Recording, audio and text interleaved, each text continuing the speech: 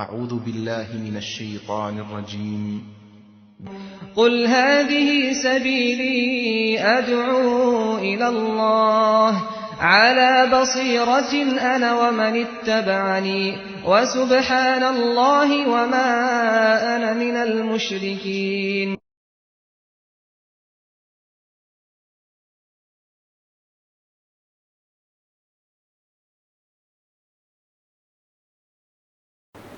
إن الحمد لله نحمده ونستعينه ونستغفره ونعوذ بالله من شرور أنفسنا ومن سيئات أعمالنا من يهده الله فلا مضل له ومن يضلله فلا هادي له وأشهد أن لا إله إلا الله وحده لا شريك له وأشهد أن محمدا عبده ورسوله أرسله بالحق بشيرا ونذيرا. أما بعد فإن خير الحديث كتاب الله وخير الهدي هدي محمد صلى الله عليه وسلم وشر الأمور محدثاتها وكل محدثة بدعة وكل بدعة ضلالة وكل ضلالة في النار. فأعوذ بالله السميع العليم من الشيطان الرجيم. بسم الله الرحمن الرحيم. يا أيها الذين آمنوا اتقوا الله حق تقاته ولا تموتن إلا وأنتم مسلمون. يا أيها الناس اتقوا ربكم الذي خلقكم من نفس واحدة وخلق منها زوجها وبث منهما رجالا كثيرا ونساء واتقوا الله الذي تساءلون به والأرحام إن الله كان عليكم رقيبا. يا أيها الذين آمنوا اتقوا الله وقولوا قولا سديدا يصلح لكم أعمالكم ويغفر لكم ذنوبكم ومن يطع الله ورسوله فقد فاز فوزا عظيما. تمام تعریفیں حمد و ثنا کبریائی اور بڑائی اللہ رب العالمین کے لیے ہے جو سارے جہانوں کا پروردگار ہے، جو ہم سب کا معبود ہے. درود و سلام نازل ہو تمام انبیاء اور رسول پر، خصوصاً پیارے نبی محمد مصطفیٰ صلی اللہ علیہ وسلم پر. محترم حضرات و خواتین، ہم شعبان کے مہینے کے آخری میں ہیں. 3-4 دن کے اندر ہم سب ایک بہت ہی بابرکت اور بہت ہی عظمت والا مہینہ رمضان میں داخل ہونے والے ہیں. اللہ تعالیٰ کی تدبیر ہے یا اللہ تعالیٰ کی مشیت ہے کہ رمضان ایک مہمان کی طرح ہمارے درمیان آتا ہے، کچھ دنوں تک ہمارے درمیان رہتا ہے، اس کے بعد وہ چلے جاتا ہے. خوش نصیب بندہ وہی ہے جو ان ایام میں فائدہ اٹھائے، جو ان ایام میں اللہ تعالیٰ کی اطاعت کرے، اللہ تعالیٰ کو خوش کرے، اپنے گناہوں کی معافی کروا لے. یہی آدمی خوش نصیب ہے. جو بندہ ان ایام کو پائے اور اپنی مغفرت نہ کروائے وہ بہت ہی بدبخت آدمی ہے. اس کی مثال یوں ہے کہ ایک تاجر، اس کے کچھ ایام ہوتے ہیں، کچھ دن ہوتے ہیں جس میں وہ اچھی طریقے سے کوشش کر محنت کر اچھی طریقے سے وہ کماتا ہے. پھر اس کے بعد وہ کچھ ایام بہت ہی آرام سے گزارتا ہے. اسی طرح ایک مومن اس ماہ رمضان میں خوب محنتیں کر خوب کوششیں کر اللہ تعالیٰ کے پاس بہت سارا ثواب اور اجر جو ہے حاصل کرتا ہے.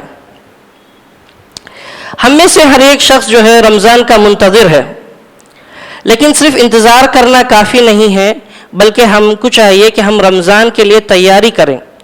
رمضان کے آنے سے پہلے، رمضان میں داخل ہونے سے پہلے ہم جو ہے رمضان کی تیاری کر لیں. وہ کس طرح سے کریں تیاری؟ عمومی طور پر یہ دیکھا جاتا ہے کہ جب بات آتی ہے رمضان کی تیاری کی تو ہمارا ذہن فوری طور پر کھانے پینے اور پھر اسی طرح سے کپڑے خرید و فروخت کرنے میں چلا جاتا ہے. جتنی ہماری ضرورت ہے، جتنی ہمارے اوپر واجبی ضرورت ہے، ان چیزوں کو خرید لیں. اکثر تیاری کا مطلب تیاری یہی ہے کہ ہم اپنی اخروی زندگی کو بہتر بنائیں اس رمضان کے ذریعے سے. سب سے پہلے ہمارے اندر یہ احساس ہو کہ اس مہینے کی کتنی بڑی عظمت ہے، اس مہینے کی کتنی بڑی قدر ہے، اس کا اگر ہمیں احساس ہو جائے تو ہم جو ہے رمضان میں اپنا وقت ضائع نہیں کریں گے۔ اللہ رب العالمین نے اس رمضان کے اندر کی ایک رات کو خود ایک قدر والی رات کہا ہے۔ سورۃ القدر میں اللہ تعالیٰ نے فرمایا انا انزلناہ فی لیلۃ القدر، یقیناً ہم نے اس کو قدر والی رات میں نازل کیا۔ وما ادراک ما لیلۃ القدر، تمہیں کیا معلوم کہ قدر والی رات کیا ہے؟ لیلۃ القدر خیر من الف شہر، یہ قدر والی رات جو ہے 1000 مہینوں سے بہتر والی رات ہے۔ اس کی ایک رات کی عبادت جو ہے وہ 1000 مہینوں پر بھاری پڑ جاتی ہے۔ تو اللہ تعالیٰ نے یہ بتایا ہے کہ یہ ایک قدر والی رات ہے، تو ہمیں اسی سے اندازہ کر لینا چاہیے کہ رمضان ایک بہت ہی عظمت اور بہت ہی قدر والا مہینہ ہے۔ اور خود اللہ رب العالمین نے قرآن مجید کو اسی مہینے میں نازل کیا۔ اللہ تعالیٰ نے فرمایا شہر رمضان الذی انزل فیہ القرآن، رمضان کا مہینہ جس میں اللہ تعالیٰ نے قرآن نازل کیا۔ اسی آیت کے آگے حصے میں فرمایا جو آدمی اس مہینے کو پالے اس کو چاہیے کہ وہ روزہ رکھے۔ آپ دیکھیے ایک ہی مہینے کے اندر اللہ تعالیٰ نے کئی چیزوں کو جمع کر دیا ہے، روزہ، اسی طریقے سے لیلۃ القدر، اور اسی طرح سے اللہ تعالیٰ نے سورۃ البقرہ میں ایک اور جگہ فرمایا یا ایھا الذین آمنوا کتب علیکم الصیام کما کتب علی الذین من قبلکم لعلکم تتقون، اے لوگوں جو ایمان لائے ہو تم پر روزے فرض کر دیے گئے ہیں جس طرح پچھلی امتوں میں روزے فرض تھے تاکہ تم تقوی اختیار کرو۔ یہ وہ مہینہ ہے جس میں جو ہے ہم اپنے روحانی تربیت کر سکتے ہیں، کرنا چاہیے ہمیں اس مہینے میں۔ اسی سے ہمیں اندازہ ہو گیا ہے کہ یہ ایک قدر والا مہینہ ہے، ایک عظمت والا مہینہ ہے۔ اگر ہمیں اس کا اندازہ ہو جائے تو ہم جو ہے اپنے اوقات کو ہم ضائع نہیں کریں گے، ہم جو ہے اس کی بھرپور فائدہ اٹھائیں گے۔ دوسری بات یہ ہے کہ ہم اس نعمت کی قدر کریں۔ رمضان جو ہے ایک نعمت ہے اللہ تعالیٰ کی جانب سے، اس کی ہم قدر کریں، اس سے بھی ہم فائدہ اٹھائیں اور ہمیں یہ احساس ہو کہ یہ اللہ تعالیٰ کی جانب سے یہ ایک نعمت ہے ہمارے لیے۔ بے شمار احادیثیں ہیں جس میں رمضان کے تعلق سے، رمضان کی فضیلت کے تعلق سے بتایا گیا ہے۔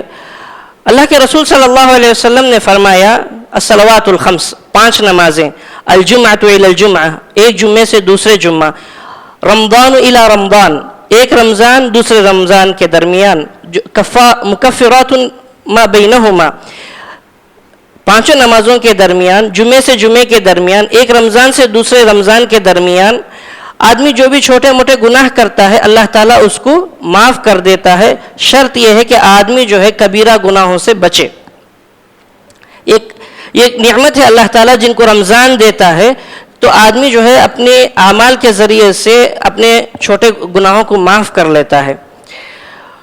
اسی طرح سے اللہ کے رسول صلی اللہ علیہ وسلم نے فرمایا من صام رمضان ایمانا و احتسابا غفر له ما تقدم من ذنبه، جو آدمی ایمان کی حالت میں ثواب کی نیت کے ساتھ روزہ رکھتا ہے اللہ تعالیٰ اس کے پچھلے تمام گناہوں کو معاف کر دیتا ہے۔ اسی طرح اللہ کے رسول صلی اللہ علیہ وسلم نے فرمایا من قام رمضان ایمانا و احتسابا غفر له ما تقدم من ذنبه، جو آدمی رمضان میں قیام کرتا ہے، تراویح پڑھتا ہے، تہجد پڑھتا ہے، اللہ تعالیٰ اس کے ایمان اور احتساب کے ساتھ، ایمان اور ثواب کی نیت کے ساتھ جو آدمی نمازیں پڑھتا ہے تہجد کی، تراویح کی، تو اللہ تعالیٰ اس کے گناہوں کو بھی معاف کر دیتا ہے۔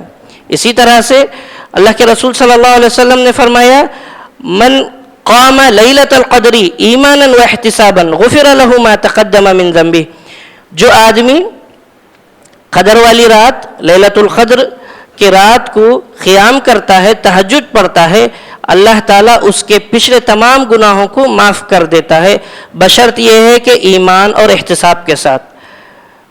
ایمان کی حالت میں ثواب طلب کرتے ہوئے جو آدمی قیام کرے گا، روزہ رکھے گا، اللہ تعالیٰ جو ہے اس کے گناہوں کو معاف کر دیتا ہے۔ جب آدمی کو نعمت کا احساس ہو، جب آدمی کو نعمت کا احساس ہو جائے تو اس کو چاہیے کہ وہ اس نعمت کا شکر ادا کرے۔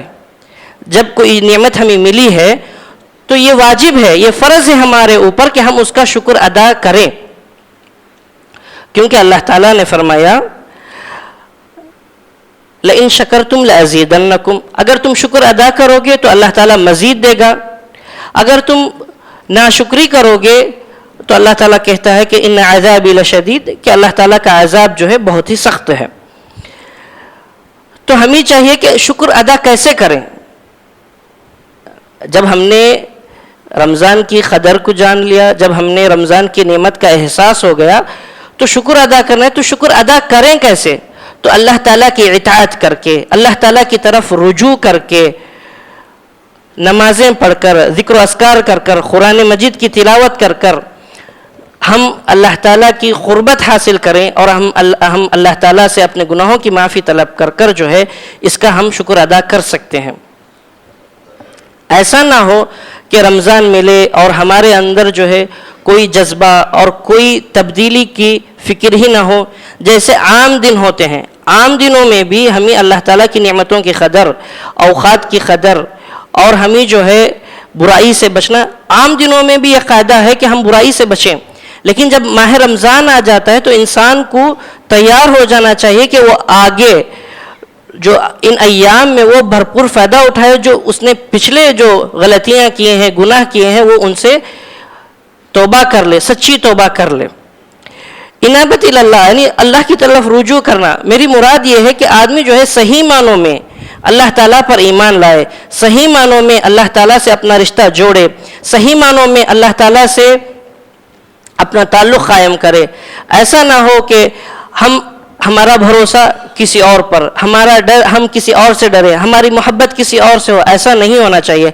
ڈر، اللہ پر بھروسہ، محبت حقیقی معنوں میں ہم اللہ تعالیٰ سے کریں، کیونکہ ہماری یہ عبادتیں، رمضان کے روزے ہوں، تلاوت ہو، یہ جو عبادتیں ہیں، کہیں ایسا نہ ہو کہ ہمارا تعلق، ہمارا ایمان اللہ تعالیٰ کے ساتھ صحیح نہ ہو، ہمارا ایمان ہی صحیح نہ ہو تو یہ اعمال کیا ہو جائیں گے؟ بیکار ہو جائیں گے۔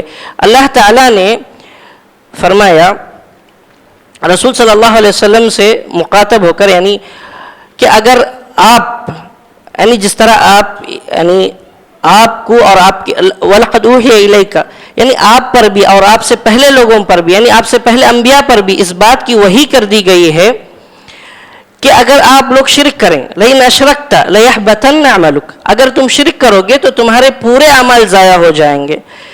جب ہم روزے کی تیاری کریں، جب ہم نماز اور ذکر و اذکار کی تیاری کریں، اس سے پہلے جو چیز ہمارے اوپر لازم آتی ہے وہ یہ ہے کہ ہم اپنے ایمان کی صحیح معنوں میں تربیت کریں، ہم اپنا تعلق باللہ کو بڑھائیں، صحیح معنوں میں توحید اور اس کی اہمیت کو جانیں۔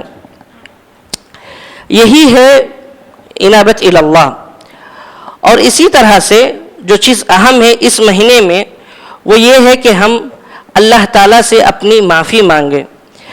ہم نے یعنی استقبال رمضان کا یہی مطلب ہے کہ ہم نے جو چیز کیا ہے پچھلے دنوں میں ان سب کو چھوڑ کر، ان سب سے رجوع کر کر ہم حقیقی معنوں میں اللہ کی طرف دوڑیں، ہم حقیقی معنوں میں اطاعت کی طرف دوڑیں، ہم اپنے برائیوں کو چھوڑ دیں۔ ایسا نہ ہو کہ ہم برائی بھی کرتے رہیں اور نیکیاں بھی کرتے رہیں، کچھ ایام میں نیکی کریں رمضان کے، پھر رمضان سے پہلے جیسے تھے ہم بعد میں بھی ویسے ہی رہیں، تو اس سے کوئی فائدہ نہیں ہوگا۔ ایسا ہی ہے کہ جیسے آپ ایک گندگی میں اچھی چیزیں جمع کریں پھر اس کے اوپر آگے سے گندگی ڈال دیں۔ سچی توبہ کرنی چاہیے۔ یہ لوگوں کو عمومی طور سے یہ دیکھا جاتا ہے کہ شروع ایام میں رمضان کے ماشاءاللہ بہت ہی جذبے اور بہت ہی جوش کے ساتھ عبادتوں میں مصروف رہتے ہیں، لیکن جیسے جیسے رمضان کا حصہ گزرتا جاتا ہے ہمارے اندر کمزوری آتی جاتی ہے۔ ایسا نہیں ہونا چاہیے، کیونکہ رمضان کے جو ایام ہیں وہ بہت مختصر ہیں، 30 یا 29 دن ہوتے ہیں، تو انہی ایام میں ہمیں فائدہ اٹھانا چاہیے۔ ان کو ہم چھوڑ دیں گے تقریباً آخری 15 دن یا آخری 10 دن ہم اگر سست پڑ جائیں گے تو ہماری عبادت جو ہے وہ کمزور پڑ جائے گی، ہم جو ہے اللہ تعالیٰ سے صحیح معنوں میں وہ فائدہ رمضان سے نہیں حاصل کر سکتے ہیں۔ محترم حضرات و خواتین، جب بات آتی ہے آخری عشرے کی تو ہمیں جو ہے آخری عشرے میں مزید بڑھ کر عبادت کرنا چاہیے. اللہ کے رسول صلی اللہ علیہ وسلم رمضان کے آخری 10 دنوں میں خصوصی طور پر اعتکاف کرتے تھے, مسجد میں جڑ جاتے تھے, اللہ تعالیٰ کی عبادت کثرت سے کرتے تھے. ہم کیا کرتے ہیں؟ ہم شروع دنوں میں ماشاءاللہ عبادتیں کرتے ہیں, لیکن جب آخری ایام آتے ہیں تو ہماری مصروفیت دوسری کچھ اور چیزوں میں ہو جاتی ہیں. ایسا نہیں ہونا چاہیے. ہمیں چاہیے کہ ہم جس طرح ہم شروع دنوں میں رمضان کے جستجو اور محنت اور جذبے سے رہتے ہیں, اسی طرح ہمیں آخری دن تک بھی جذبے اور شعور کے ساتھ رہنا چاہیے.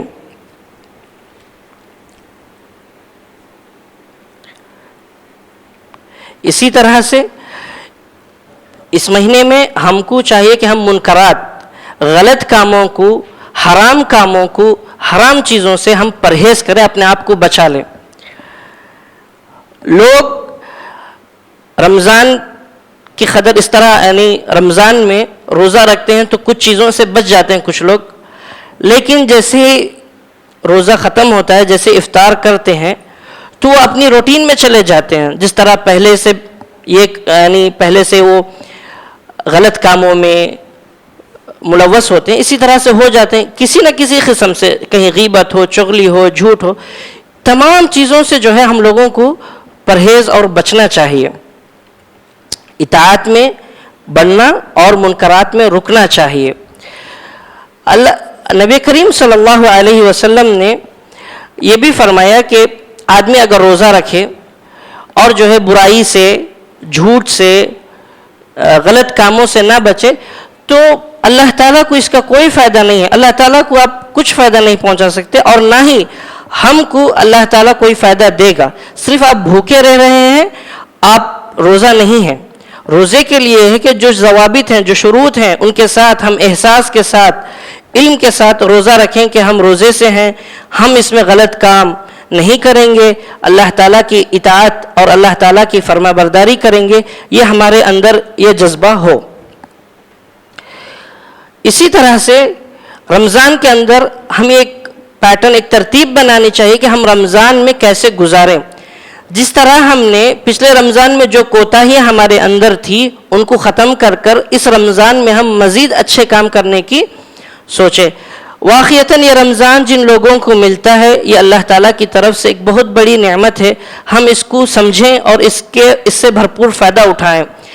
کئی لوگ رمضان سے پہلے کیا ہے, اللہ تعالیٰ ان کو موت دیتا ہے, وہ اس رمضان میں نہیں رہتے ہیں. اللہ تعالیٰ نے ہمیں ایک موقع دیا ہے کہ ہم اس رمضان میں رہیں, تو انشاءاللہ رہیں گے تو اس میں جو ہے خوب عبادت کریں. ایسا نہ ہو کہ اس رمضان ہمیں ملے اسی طرح سے گزار دے جس طرح پچھلا رمضان ہم نے گزارا ہے. ہمارے اندر تبدیلی ہو, ہم قرآن پڑھیں. رمضان جو ہے قرآن کا مہینہ ہے, اس میں ہم جو ہے قرآن کی کثرت سے تلاوت کریں. تلاوت کے ساتھ ساتھ قرآن کو سمجھنے کی اور قرآن کو پڑھنے کی کوشش کریں. قرآن کو ہم ترجمے کے ساتھ پڑھیں. کوئی اچھا فٹ نوٹ ہو تو اس کو بھی تفسیر حاشیے کے ساتھ جو ہے ہم قرآن کی تعلیمات کو حاصل کریں, اور ہم یہ سبق لیں کہ قرآن ہم سے کیا مطالبہ کرتا ہے. اسی طرح سے جب ہم روزہ رکھتے ہیں تو ان تمام چیزوں کا بھی خیال رکھیں جو ہمارے روزے کو ختم نہ کر دے, باطل نہ کر دے. ان چیزوں کا بھی خیال رکھیں. اور ہمارے پاس جو ہے سحری اور افطاری کے تعلق سے یہ ہے کہ آپ سحری میں تاخیر کریں اور افطاری میں آپ جو ہے جلدی سے افطاری کریں. جلدی سے افطاری کرنے کا مطلب یہ ہے کہ جیسے وقت ہو آپ بغیر تاخیر کے جو ہے افطاری کریں. یہ تمام چیزیں رمضان اور روزے سے متعلق ہیں. اسی میں رمضان سے متعلق کیا ہے؟ روزہ ہے. اور پھر اسی مہینے میں جو اللہ تعالیٰ نے قرآن مجید نازل کیا ہے تو ہم قرآن مجید کی تلاوت اور قرآن مجید سے جو ہے ہم بھرپور فائدہ اٹھائیں. بارک اللہ فیکم. اقول قولی ھذا استغفر اللہ لی ولکم ولسائر المسلمین واستغفروہ انہ ھو الغفور الرحیم.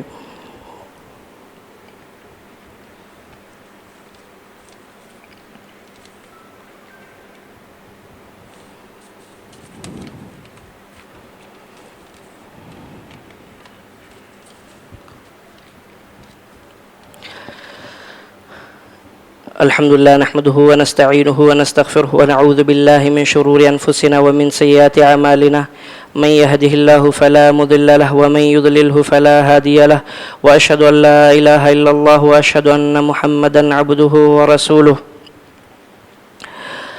قال الله جل وعلا إن الله وملائكته يصلون على النبي يا أيها الذين آمنوا صلوا عليه وسلموا تسليما اللهم صل على محمد وعلى آل محمد كما صليت على إبراهيم وعلى آل إبراهيم إنك حميد مجيد اللهم بارك على محمد وعلى آل محمد كما باركت على إبراهيم وعلى آل إبراهيم إنك حميد مجيد. محترم حضرات و خواتین، اس رمضان میں ہم یہ عزم کر لیں، یہ پختہ ارادہ کر لیں کہ یہ رمضان ہمارے لیے ایک تبدیلی کا ہے، ایک ٹرننگ پوائنٹ ہے ہمارے لائف کا. تو ہم جو ہے اس میں اچھے معنوں میں اچھے طریقے سے ہم رمضان سے پہلے اس کی تیاری کر لیں. اپنے اوقات کو باہر گھوم کر کچھ ایسے کاموں میں ہم اپنے اوقات کو ضائع نہ کریں جو ہمارے لیے نہ دنیا میں فائدہ ہیں، جو نہ آخرت میں ہمیں فائدہ پہنچاتے ہیں. ہمیں چاہیے کہ ہم آخرت کی تیاری کے لیے اس رمضان سے ہم بھرپور فائدہ اٹھائیں. اللہ تعالیٰ سے دعا ہے کہ اللہ تعالیٰ ہم سب کو رمضان میں صحت و عافیت کے ساتھ رکھے. اللہ تعالیٰ ہم سب کو اس وبا سے بچائے. اللہ تعالیٰ ہم سب کی حفاظت کرے. اللہ تعالیٰ مسلمانوں کی، مسلمان حکمرانوں کی حفاظت کرے. اللہ تعالیٰ مسلمان حکمرانوں کو نیک توفیق دے، وہ اسلام کی اور مسلمانوں کی مدد کرے.